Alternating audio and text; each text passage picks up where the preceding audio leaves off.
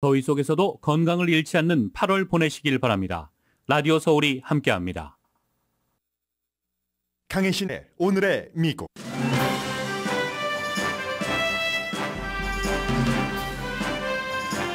허리케인 이달리아는 카테고리 3으로 플로리다에 도달해서 빠른 시간 안에 세력이 약해져 지금은 카테고리 1로 조지아로 향합니다. 플로리다주뿐만 아니라 조지아 또 캐롤라이나주에도 많은 폭우가 내렸고 여전히 해당 지역에는 비상사태가 선포 중입니다.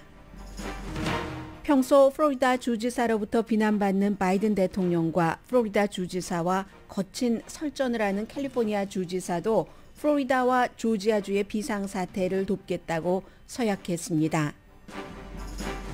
트럼프 전 대통령이 비벡 라마스와미를 부통령 후보로서 고려할 수 있다는 가능성을 표현했습니다. 트럼프는 라마스와미에게 조금만 더 조심하고 조금만 더 참으라고 조언했습니다. 7월에 오픈된 일자리는 줄어들었습니다. 감원폭은 크지 않으면서 노동시장이 연방준비제도가 원하는 방향으로 재조정되는 신호입니다.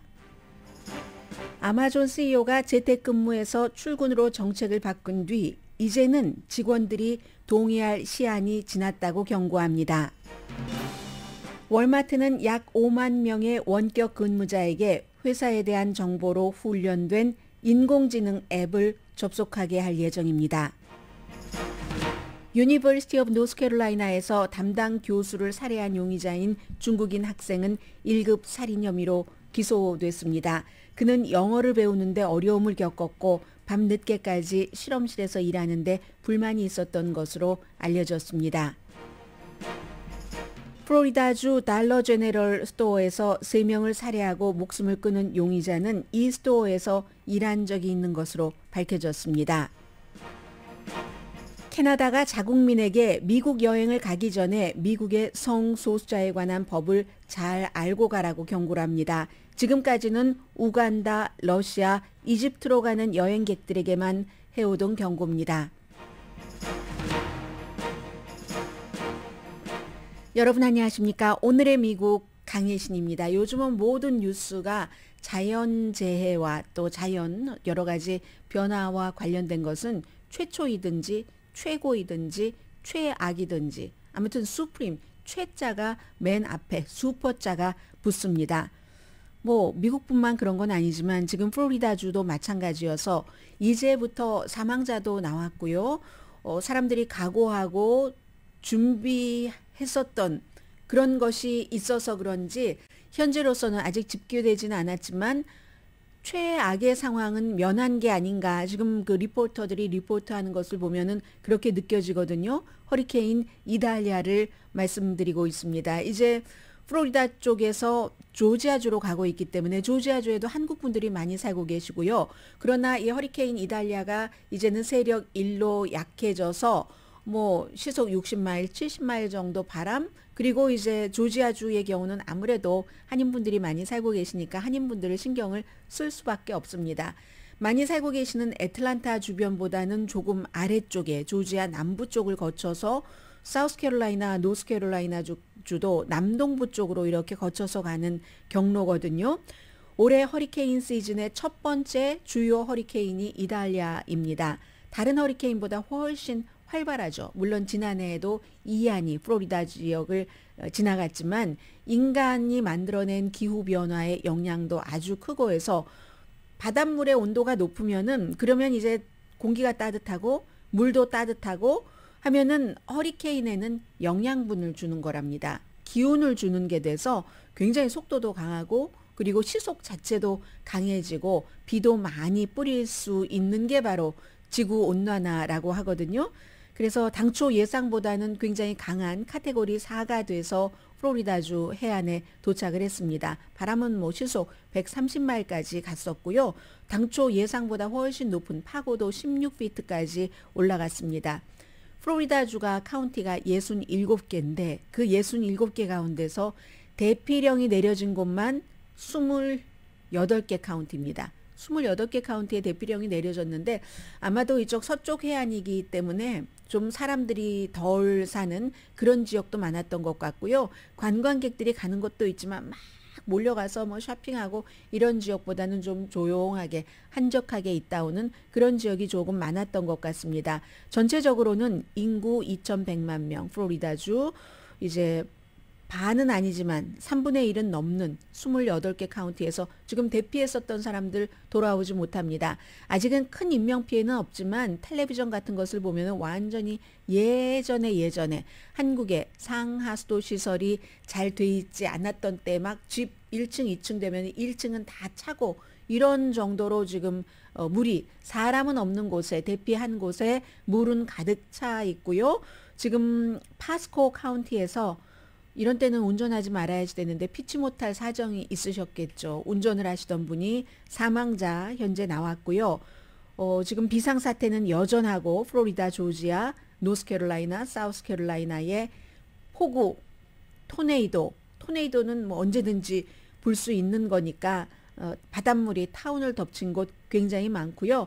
뭐 28만 명 이상이 정전을 겪었습니다. 그래도 지금 텔레비전에 나와서 플로리다주 쪽에서 보도를 하는 기자를 보면은 뭐 나뭇가지 같은 것이 흔들리기는 하는데 저게 허리케인 뭐 열대성 폭풍 이런 것에 따른 바람 흔들림은 아니네. 그 정도로 몇 시간 사이에 오늘 로스앤젤레스 시간으로 새벽 5시부터 한 1시간 전까지는 심했습니다. 모든 자연적인 것, 바람, 비 이런 것들 다. 그래서 지금 정전은 아직도 계속되고 있고 탈라하시 같은 경우 이제 북서쪽이잖아요. 수십 년 만에 최악의 이제 허리케인 영향권 안에 들어가 있고 탈라하시보다 남쪽인 템파가 플로리다주에서 인구가 3번째로 많은 도시죠. 시는 완전히 닫혀 있습니다. 극장도 닫혀 있고 식당도 닫혀 있고 그래서 탈라하시부터 조금 북서쪽의 탈라하시부터 좀 남쪽의 템파까지 여기를 이제 빅밴드라고 이으는 곳이잖아요. 서쪽 해안을 이 빅밴드가 이번에 허리케인의 강타가 가장 강했던 그런 곳이고요. 학교 당연히 휴교했었고 방위군 군인들도 배치됐고 많은 분들이 이제 요즘은 다른 지역에서 먼저 이 기후변화와 연관된 어떤 것을 경험을 한 걸 보기 때문에 이번에 플로리다주에도 지금 리포터밖에 없네요. 그 길에 바닷가에 말하자면 샌프란시스코가 아니라 뭐 샌프란시스코도 피어가 있지만 말리브라든가 산타모니카 피어처럼 그렇게 생긴 곳에서 딱 기자 한 명만 리포트합니다. 전부 대피를 한 거고요. 그로서리 스토어도 지금은 문을 닫았지만 굉장히 바빴었고요. 우리도 다 생각해야지 되는 문제입니다. 우리도 뭐 지진도 있고 캘리포니아주 이때에 우리는 캘리포니아주였지만 여러분들 살고 계시는 그 지역에 따른 자연재해가 충분히 지금까지 미국에서 살아오신 것보다 훨씬 많이 만날 수 있기 때문에 물도 준비하시고 비상약품 그리고 건전지 같은 거 딱 준비해서 한 곳에 놔두셔야지 될 것 같고요.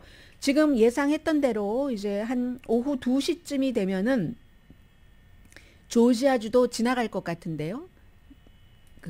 이달리아가 그리고 한 저녁 8시쯤이 되면은 사우스캐롤라이나주의 동북쪽 그리고 노스캐롤라이나주의 남동쪽 뭐 이렇게 해서 오늘 저녁부터 내일까지는 노스캐롤라이나주와 사우스캐롤라이나주 그리고 지금은 이제 조지아주에 살고 계시는 분들 조지아주가 한 반 정도 반 이상은 영향권 아래 들어갑니다. 그런데 이제 애틀란타가 좀 북쪽이니까 애틀란타는 큰 피해는 없겠지만 역시 허리케인이 그 큰 것이 뜨면 주변에 뭐 바람도 뜨고 하지 않겠어요. 그렇게 돼서 이제 내일이 되면은 대서양 쪽으로 이렇게 빠져나가겠습니다. 물론 이렇게 허리케인이 대서양 쪽으로 빠져나간다 할지라도 동북부에 살고 계시는 많은 분들은 그 영향을 조금 받으실 겁니다. 뭐 기본적으로는 비행기 스케줄 엄청 많이 공항들이 다 문을 닫았기 때문에요. 플로리다주는 많은 서쪽 공항은 다 닫았고 그래서 비행 스케줄은 여전히 여러분들 애틀란타도 마찬가지고요. 캐롤라이나주도 점검을 하셔야지 되는데 이게 할러데이 시즌이잖아요. 노동절 연휴에서 사우스웨스트, 델타, 그리고 jetblue, 아메리칸 에어라인, 유나이티드 에어라인 캔슬된 비행기 편이 굉장히 많고 그리고 내가 가는 지역이 아니라 할지라도 다 연결이 되기 때문에 그래서 여러분들 뭐 미국에서 지금 뭐 비행 스케줄이 있으셨던 분들은 반드시 뭐 플로리다하고 나하고 상관없잖아 하지 마시고 체크업을 하시기를 바랍니다. 그래서 그 정도로 말씀드릴 수 있고요. 이 카테고리 조지아주도 여러분들 카테고리 1만 하더라도 바람은 시속 100 아래, 108호 아래. 이제 허리케인 정도 된다 하면은 74 정도는 돼야지 됩니다. 시속 우리가 프리웨이에서 고정적으로 해놓은 그 시속보다 약간 높은 뭐 캘리포니아 대부분의 프리웨이에서 74에서 95. 그럼 플로리다는 지금 3위였잖아요. 130 정도까지 시속 맥시멈이 그리고 최저가 시속 111의 강풍이 불었다는 건 말씀드리고요. 텍사스주의 그레그 에버트 주지사가 플로리다주 어려움 겪으셨죠? 저희가 돕겠습니다. 이해가 갑니다.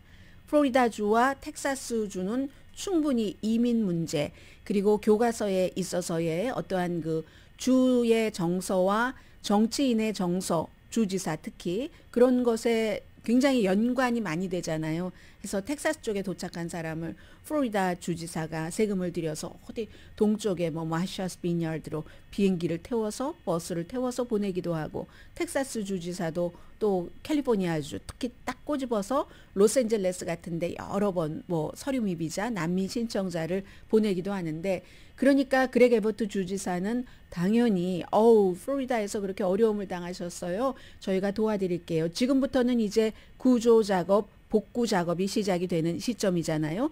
그래서 사람도 보내고 보트도 보내고 또 뭐 산불이 나야 하지만 특별하게 훈련받은 개가 출동하는 게 아닙니다. 이 더그는 훈련견은 이런 때도 출동을 해서 완전히 그 도시 수색 팀을 보내겠다 했습니다.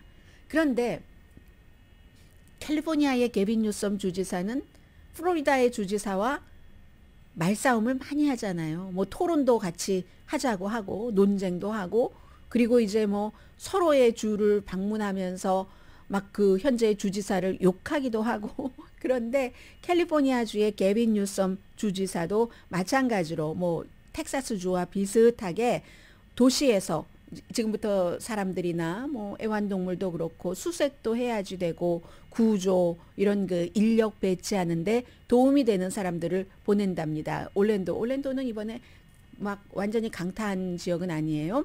그런데 보내고 조지아주, 애틀란타도 역시 캘리포니아주에서 재난이 닥치면 미국인들은 모두 함께 미국인입니다. 해서 보낸다고 하니까 캘리포니아주는요. 지난해에 허리케인 이안이 발생했을 때도 플로리다주와 캘리포니아주는 정치적으로 사회적으로 너무나 다릅니다.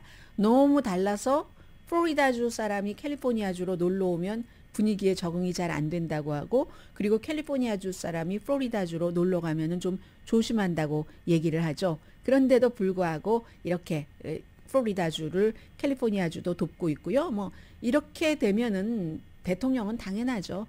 이 바이든 대통령은 먼저 이 플로리다주의 주지사에게 전화를 걸었습니다. 불과 며칠 전에 플로리다 론 디센티스 주지사가 바이든 대통령을 엄청 비난했잖아요. 뭐 하와이 그 산불 대응이 그게 뭐야? 가려면 진즉 가야지. 왜 그렇게 늦게 가? 대통령 맞아? 그런데도 전화 걸어서 연방정부가 할 수 있는 최대한의 일을 하겠습니다. 미국이 이 정도까지는 보여줍니다. 재난이 있을 때 이 정도까지는 아직 보여주고 뭐 지난해 이안 때도 마찬가지였어요. 바이든 대통령이 직접 플로리다주에 가서 론 디센티스와 같이 딱 잘 만들어 놓은 연단에서 디센티스도 이 바이든 대통령에게 막 와줘서 고맙다고 하고 온 것도 고맙지만 대통령이 가면 그냥 가는 게 아니잖아요. 연방정부의 지원, 돈도 같이 가니까 고맙다고 당연히 하겠죠. 그런 일들이 있었습니다.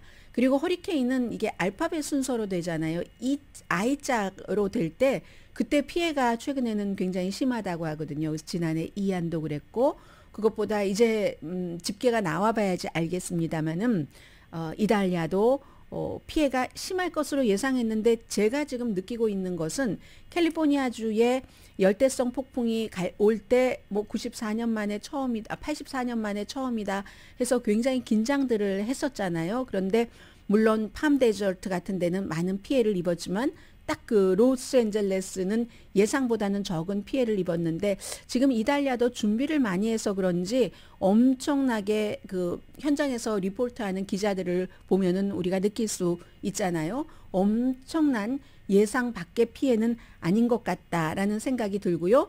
이로써 이제 기후 변화와 관련된 좀 본격적인 허리케인 시즌에 대서양 허리케인 시즌의 첫 번째 허리케인을 맞아서 조금 안심할 수 있는 정도로는 지나갔다 하는 것이고요. 80만 채 이상이 침수될 가능성이 있다. 완전히 어떤 부동산 전문 회사는 그렇게 전망도 했었거든요. 그런 것이 있고 그리고 또 하나는 항상 이런 일들이 있으면은 우리가 그 어려움을 맞는 사람들의 그 대처하는 것으로부터 뭔가를 이제 느끼잖아요. 느끼거나 배우거나 하는데 좀 전에 말씀드린 그 빅밴드라는요. 텔라하시부터 템파까지 쫙 이어지는 그 서쪽에 그쪽에 그 빅밴드에 시다키라고 작은 그 타운이 있답니다. 섬이죠, 섬. 시다키 인구가 700명밖에 안 된답니다.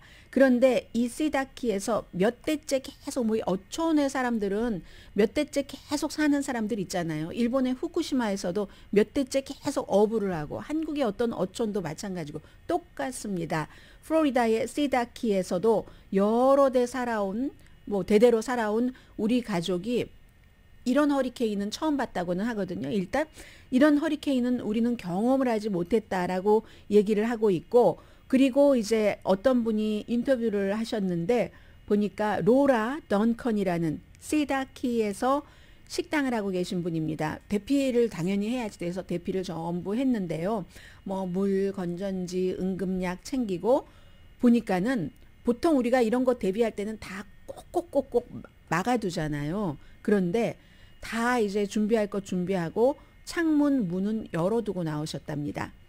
빌딩 구조를 망가지지 않게 하려면 적어도 문을 활짝 열어놓으면 된다. 장비 같은 것은 치울 수 있으면 치워놓고 그래야지만 구조가 망가지고 뒤틀리고 하면서 모든 장비가 손상되지 않는다고요.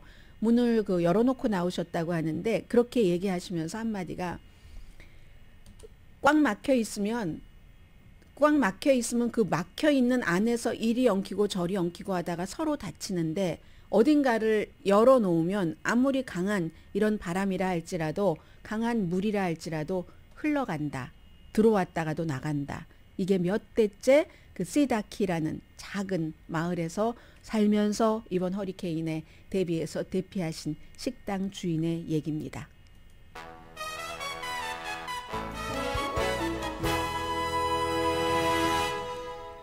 오늘의 미국은 전문가가 추천하는 이민법, 가정법 전문 제인정 종합법률사무소 총 20억 달러 승소, 교통사고와 상해 전문 브라이언 타필라와 CG 변호사그룹 공동펀입니다.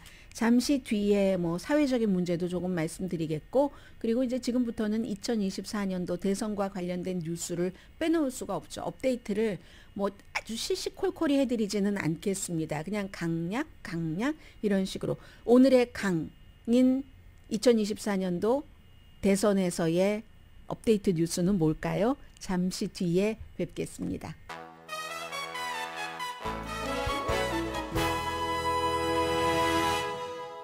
라디오 서울 방송 오늘의 미국 듣고 계십니다. 네, 조지아주가 지금 비상사태가 선포됐고요.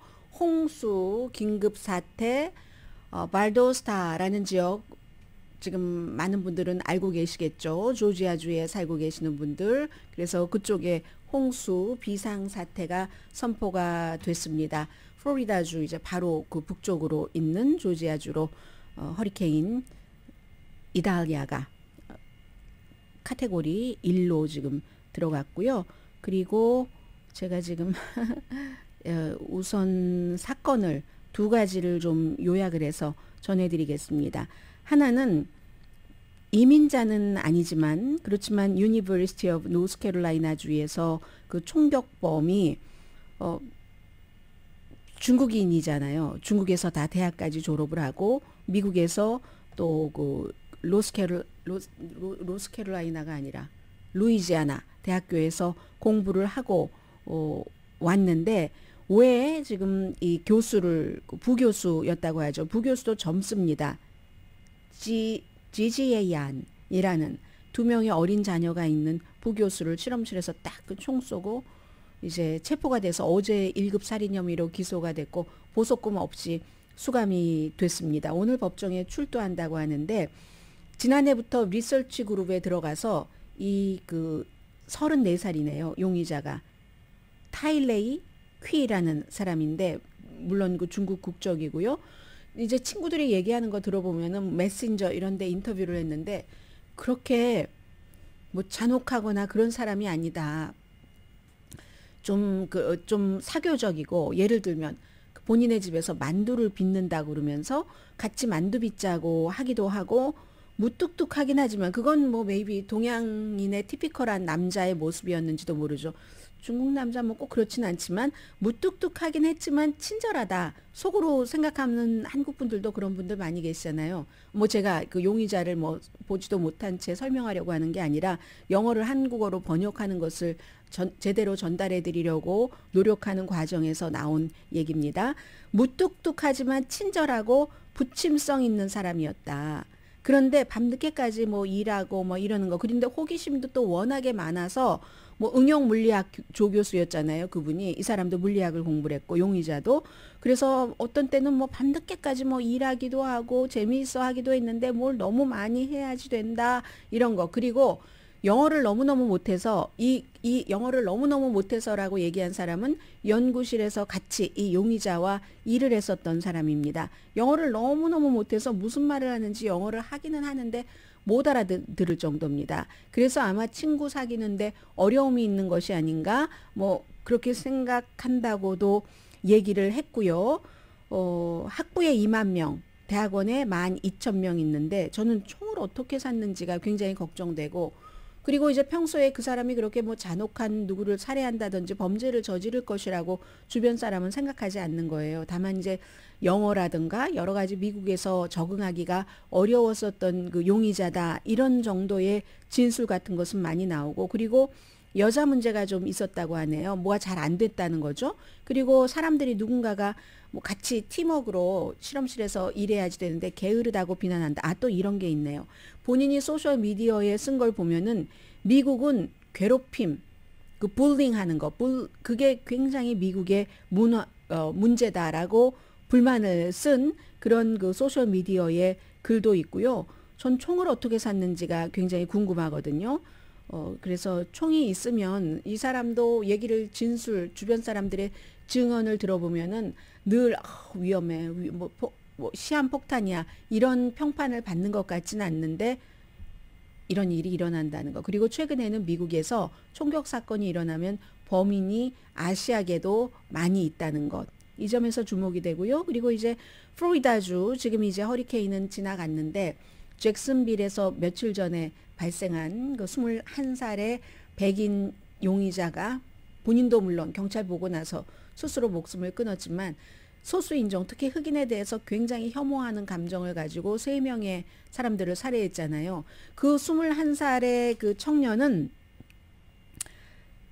원래 이 달러 제네럴에서 일을 했었답니다. 그 전에 달러 트리에서 일을 하다가 달러 제네럴로 옮겼는데 왜 옮긴 것인지 옮긴 게 의도가 있는 것인지 뭐 한 1년은 일 못했네요. 2021년 10월부터 2022년 7월까지 일했다 하는 게 지금 쉐리프가 발표를 한 것이거든요.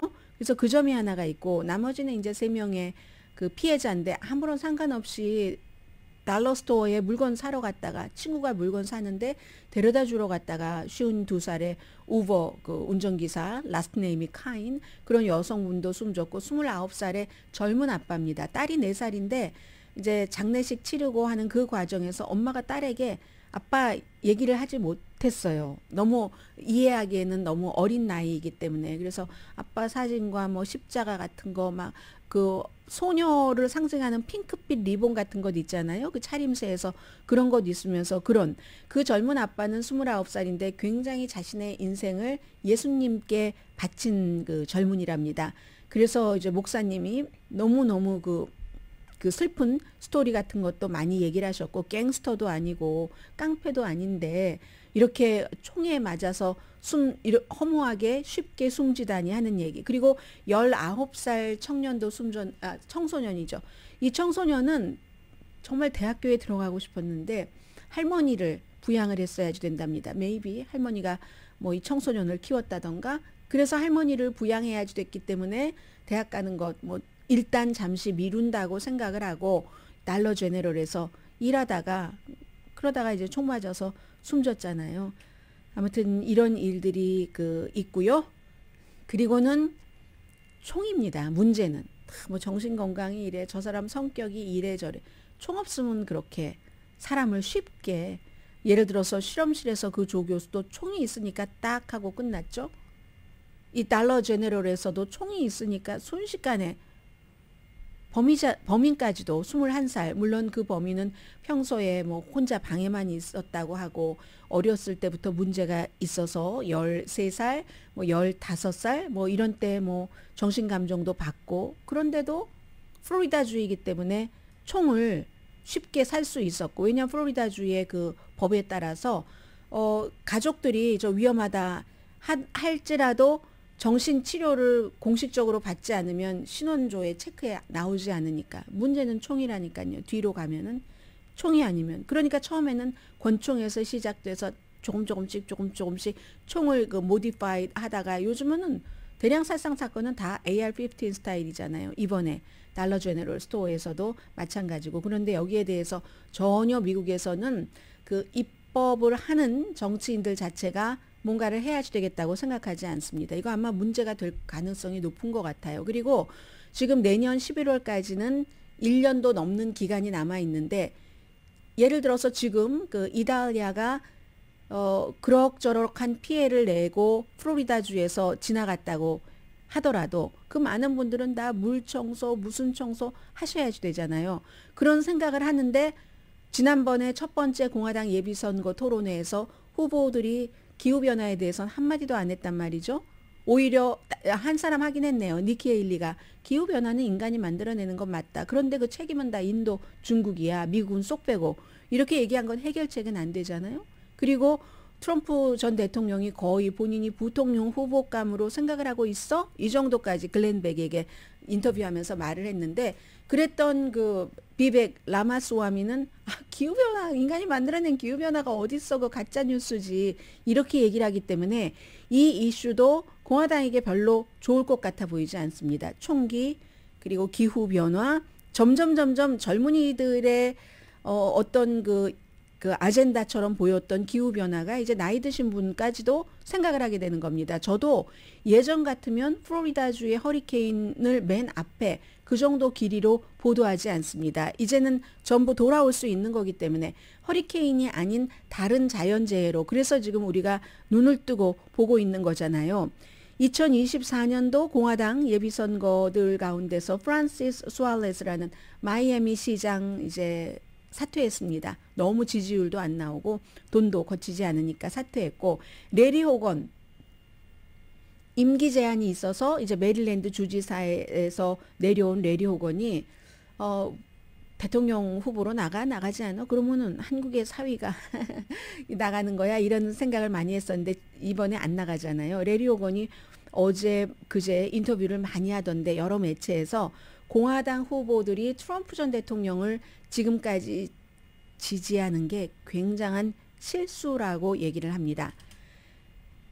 이 브렛 바이어 첫 번째 후보 토론회에서 팍스의 사회자가 물어봤잖아요. 유죄 판결을 받아도 트럼프 전 대통령을 공화당의 후보로 지지하시겠습니까? 했을 때 딱 두 사람만 빼고 아사 허친슨, 크리스 크리스티 두 사람 다 전 알칸소와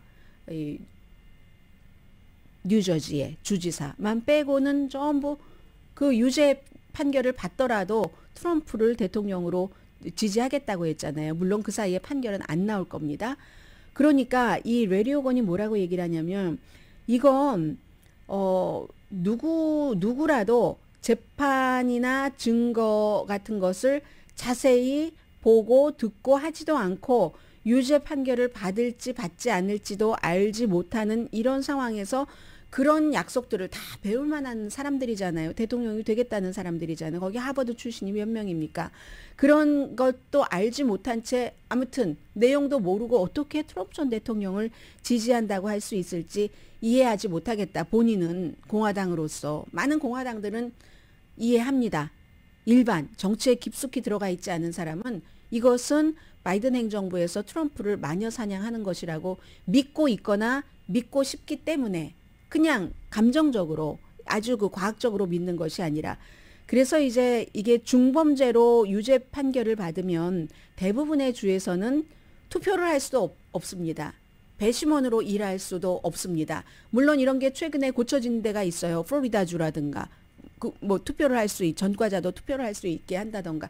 그런데 대부분의 주에서는 아직 그런 것도 할 수 없는데 어떻게 대통령을 할 수 있는가? 이건 완전히 사법 시스템을 깡그리 무시한다는 거잖아요. 미국에 좋지 않다라고 얘기를 했습니다. 그리고 레리 호건 전 메릴랜드 주지사는 공화당도 아니고 민주당도 아닌 또 다른 No Labels라는 단체의 공동의장을 맡고 있고요.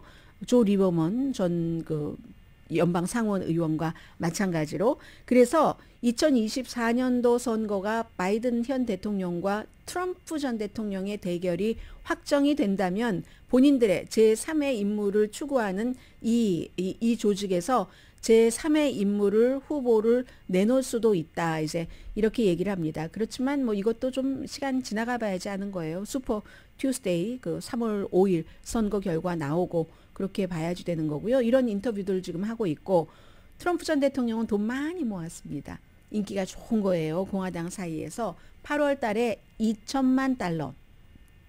그런데 하나의 이슈로 940만 달러 이상을 모았습니다. 머그샷.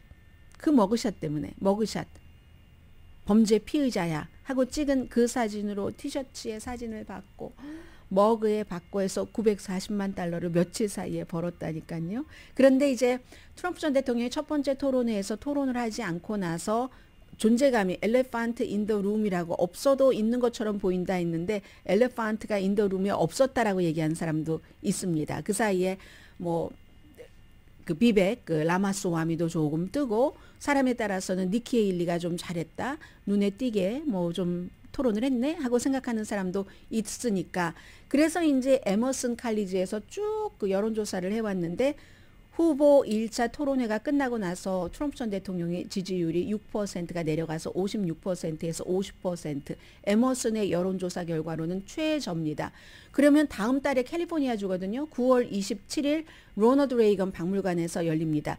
이때도 참여하지 않는다면 계속 참여하지 않을 수가 있을까? 이번에는 첫 번째는 트럼프 전 대통령이 괜찮았어요. 왜냐하면 다른 모든 후보들이 레리 호건 전 메릴랜드 주지사가 미스테이크였어 라고 얘기를 하는 것처럼 트럼프를 공격하지 않았습니다. 아무도 트럼프를 두둔하고 바이든을 공격을 했지. 그래서 트럼프가 특별히 잃어버릴 것은 없었지만 잃어버릴 게 특별히 없는 상황에서도 엘레판트 인 더 룸이 아니었다는 물리적으로 그 이유만으로 6% 지지율이 낮아졌잖아요. 그럼 캘리포니아주에서의 토론은 얼마나 많이 보겠습니까? 여러 가지 역사적인 상징성도 있고 레이건 박물관이라는 게 그래서 계속 안 나가긴 힘들걸? 뭐 이렇게 보는 사람들도 조금 있고요. 그리고 또 그랜백과 인터뷰에서 그랜백이라는 사람을 보면 제가 터커 칼슨도 생각나고 빌 올라힐리도 생각나고 다 팍스에서 불미스럽게 해고된 사람들이죠. 불미스럽게 해고되기는 했는데 해고돼도 워낙에 또 본인들의 브랜드가 있으니까 돈 잘 법니다. 나름대로 뭐 팟캐스트를 한다던가 그렇게 해서 그래서 그랜백과 인터뷰를 했는데 38세잖아요. 바이오텍 기업인 비백 라마스와미. 젊다. 너무 젊고 좋다고 표현을 해서 이 글렌백이 물어봤어요. 부통령 후보감으로 이렇게 슬쩍 이제 넌지시 던져봤더니 아주 젊고 좀 이렇게 스마트하고 재능이 있는 사람 같아. 이렇게 얘기를 하고 그리고도 또다시 대단히 트럼프 전 대통령이 이제 여러 번 형용사를 쓰잖아요. 본인이 강조하고 싶으면 대단히 지적이다. 에너지가 있고 뭔가 있어.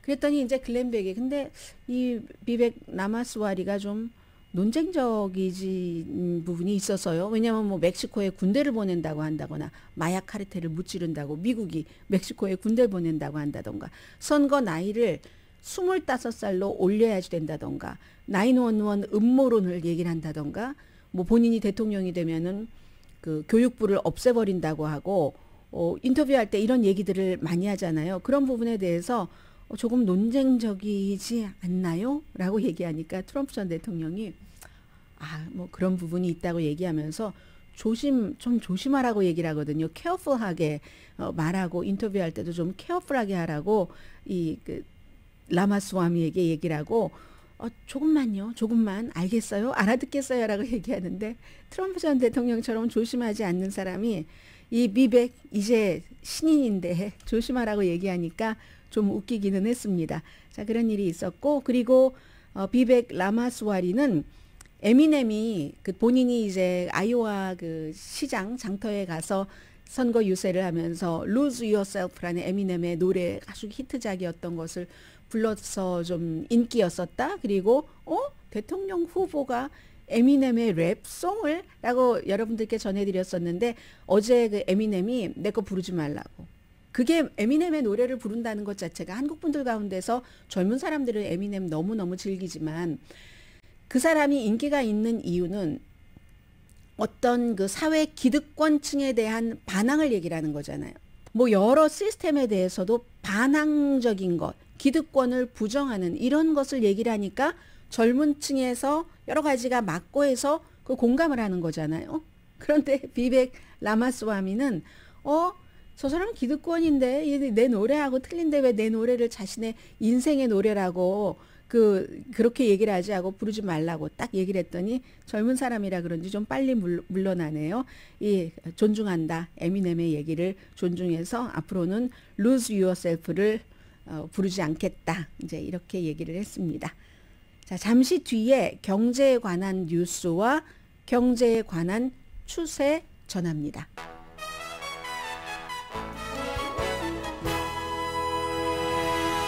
라디오 서울 방송 오늘의 미국 듣고 계십니다. 좀 전에 여러분들 그 프로모션 들어보셨는데 9월 1일까지 신청 마감이라고 하는데 조금 연장되지 않을까 싶기도 하고요.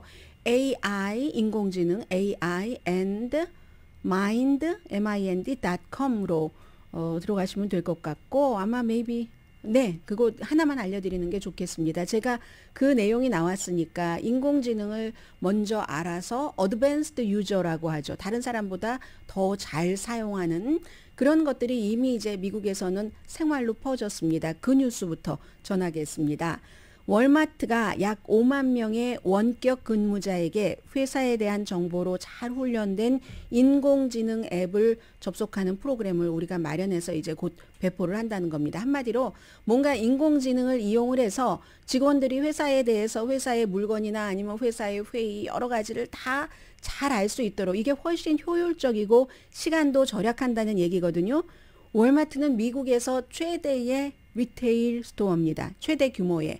그래서 최대 규모의 리테일 스토어지만 아마존 이렇게 테크놀로지 업계가 아니잖아요. 그야말로 트래디셔널한 스토어 베이스드 된 그런 회사인데도 테크 업계의 새로운 이런 그 상품을 본인들의 사업에 적용을 한다는 겁니다. 그 이름은 앱의 이름은 어플리케이션의 이름은 My Assist 뭐 나를 도와준다는 뜻이 되겠죠. 그래서 이제 직원들에게 일일이 말할 수 없으니까 예전에는 뭐 이메일로 하고 뭐 이랬는데 이메일도 잘 안 열어보는 사람들 많습니다. 저도 이메일을 자주 열어보는 편은 아니거든요. 그래서 업무 그리고 어떤 회사가 꼭 말하고 싶은데 제대로 말로는 설명이 잘 안 되는 설명하는 사람이나 설명을 듣는 직원이나 여러 상황이 다르기 때문에 그렇게 안 되는 것을 긴 문서가 있잖아요. 회사의 어떤 프로토콜 같은 거 이런 긴 문서도 있지만 그 문서의 요약본 이 요약본이 좋죠. 그래서 요약본부터 새로운 컨텐츠를 직원들과 이렇게 나눈다. 이걸 또 컴퓨터 뭐 스마트폰으로 잘 구분을 해서 한다는 건데 한마디로 월마트에서 이런 거 왜 하겠습니까? 생산성을 높이기 위해서 그 이상까지도 내다보고 있고 빨리 사용하면 빨리 사용할수록 이런 사업의 다른 회사보다 더 빨리 더 많이 효과를 누리겠죠. 그게 이제 AI, 인공지능의 어떤 것이잖아요. 해서 직원들의 아주 단순하고 반복적인 작업을 계속 해야 되잖아요. 어떤 뭐 총무국에서 뭐가 직원 뭐 예를 전화번호가 바뀌었습니다. 하면 그걸 또 이메일로 또 다 보내줘요. 그럴 필요 없이 뭐 앱에다가 하나만 딱 해놓으면은 그러면은 이제 앱을 보세요 라던가 이런 식으로 해서 딱 아주 쉽게 그러면 미루지도 않고 할 수 있고 돈도 절약되죠. 해서 직원들이 뭐 반복적이고 또 그런 작업에서 좀 시간을 우리 월마트 얘기는 직원들이 뭐 예를 들어 이메일을 보내고 전화를 걸고 하는 이런 반복적인 작업에서 저희가 조금 그분들을 해방시켜 드리려고 해요. 한데 해방하면 노는 거 아니잖아요. 다른 일을 할 수가 있잖아요. 거기에 이제 이 생산성이 들어가는 거죠. 돈도 절약하고 이렇게 할 수 있도록. 아무튼 뭔가 월마트가 얘기하는 게 좀 전에 그 AI 마인드 aiandmind.com의 USC의 홍영권 박사가 얘기한 것처럼 월마트가 똑같이 얘기를 합니다. 돈 절약하고 생산성 높이고 우리의 그 목표를 이루려면은 사람만 필요한 게 아닙니다. 이제는 사람과 기술이 다 필요한 겁니다. 그 기술이 우리 월마트에 특화된 인공지능 기술이 필요한 겁니다. 직원들만 가지고는 안 되는 겁니다. 하는 것을 얘기를 하고 있습니다. 물론 한계도 있죠. 인공지능이 판단이 부족하다던가. 그러니까 인공지능만도 안 되고 인공지능이 슈퍼 컴퓨터잖아요. 너무 많은 정보를 갖고 있고 그 정보로 뭐 하나를 만들어낼 때 쫙 이렇게 그 편집을 해서 만들어내는. 그런데 그 슈퍼 컴퓨터 인공지능도 한계가 있지만 사람이 할 수 있는 게 있어서 같이 해야지 된다는 얘기입니다. 월마트가 2000 언제부터였었죠? 꽤 오래됐는데 한 74만 개의 휴대폰을 직원들에게 쫙 나눠줬습니다. 내부에 뭐 앱 같은 거 관리하는 스케줄 체크하고 이런 뭐 커뮤니케이션 할 수 있는.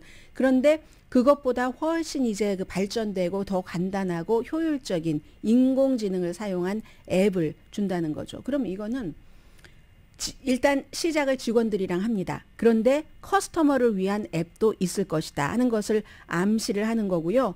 시간이 이렇게 많이 지났나요? 아마존 CEO가 이제 적어도 우리 직원들은 일주일에 3번 정도는 재택근무해서 오피스 근무를 하십시오라고 정책을 밝힌 게 2월 달이고 5월 달부터 시행을 했습니다. 지금 8월 말이에요.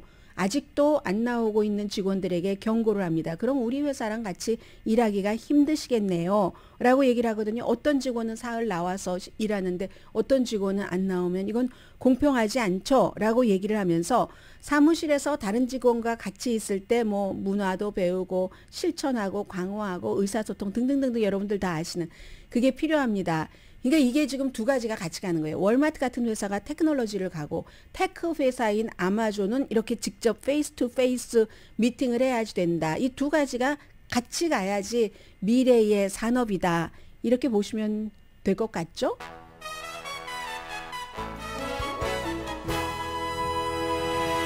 라디오 서울방송 오늘의 미국 듣고 계십니다. 아니 캐나다가 우간다나 러시아나 이런 나라 애들에게만 경고하던 것을 미국의 이집트 경고를 했습니다. 캐나다 국민 가운데서 미국으로 여행 가려면은 미국의 주나 로컬법을 좀 잘 알아보고 가십시오 하고 핸드북까지 딱 경고를 해서 냈는데 이 세상에는 캐나다 정부의 얘기예요. 두 개의 영혼을 가진 사람들이 있습니다. 뭐 레즈비언, 게이, 양성애자, 성전환자, 퀴어 등. 그런데 이제 미국에서는 올해만 하더라도 46개 주에서 495개의 성소수자에 관해서 뭔가를 제한을 하는 법안이 지금 발의됐다는 거예요. 그래서 민권연맹에서도 미국에서 성소수자의 권리에 반대하는 시위가 굉장히 많아졌답니다. 2017년에 비해서는 30배가 늘어났다고 하는데 이런 것들을 캐나다에서는 캐나다의 성소수자를 얘기를 하는 거죠. 그분들이 피해를 받을 수 있으니까 예를 들어 테네시주 같은 곳,